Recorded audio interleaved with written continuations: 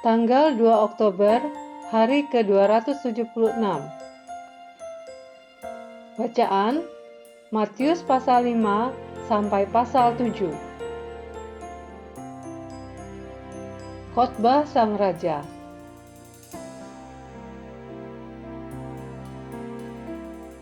Garis besar. Injil Matius secara bergantian menceritakan perbuatan Yesus dan khotbahnya, mujizatnya, dan pesannya. Bacaan hari ini secara tradisional disebut khotbah di bukit karena khotbah ini diberitakan di sisi gunung yang menghadap ke Laut Galilea. Renungan harian. Jika kerohanian diukur dalam satuan aktivitas, orang-orang Farisi pada zaman Yesus adalah kandidat untuk kebesaran rohani. Mereka memberikan persepuluhan dari semua penghasilan mereka sampai pada ramu-ramuan di kebun mereka. Lukas pasal 11 ayat 42. Dan mereka berpuasa 2 kali seminggu. Lukas 18 ayat 12. Dilihat dari luar, mereka adalah model dari semangat suci, tetapi sesungguhnya mereka seperti kuburan bercat putih, indah di luar, tetapi dipenuhi di dalam dengan tulang orang mati. Matius 23 ayat 27. Itulah sebabnya Yesus berkata, kecuali kebenaranmu lebih baik daripada kebenaran para pengajar hukum agama dan orang-orang Farisi, kamu tidak akan pernah masuk kerajaan surga.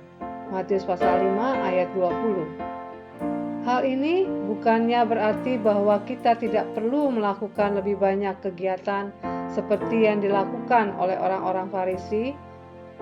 Lukas pasal 11 ayat 42. Tetapi kita harus menggabungkan semangat luar mereka dengan hati yang dipenuhi dengan kasih dan keadilan Allah.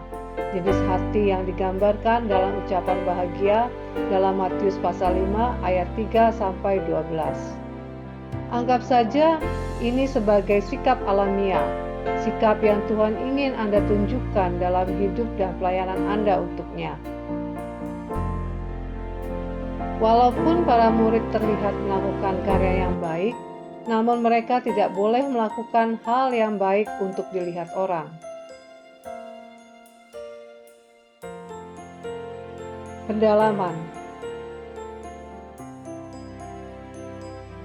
Guru dan ajaran. Matius pasal 5 ayat 2. Matius memperkenalkan khotbah Yesus dengan mengatakan, ia mulai mengajar mereka. Pasal 5 ayat 2. Mengajar atau didasko dalam bahasa Yunani.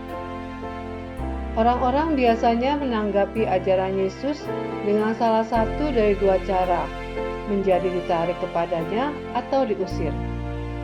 Banyak orang yang tertarik padanya, kemudian menjadi muridnya atau disciple, sebuah istilah dalam bahasa Yunani yang terkait dengan kata yang diterjemahkan untuk mengajar. Terlihat atau tidak terlihat, Matius pasal 5 ayat 16. Yesus baru saja memberitahu para pengikutnya di pasal 5 ayat 16 untuk membiarkan cahaya mereka bersinar agar dapat dilihat. Sekarang dia memberitahu mereka untuk tidak melakukan perbuatan baik agar dapat dilihat. Matius pasal 6 ayat 1. Mengapa kontradiksi itu nyata? Dari konteksnya, jelas bahwa motif yang membuat perbedaan.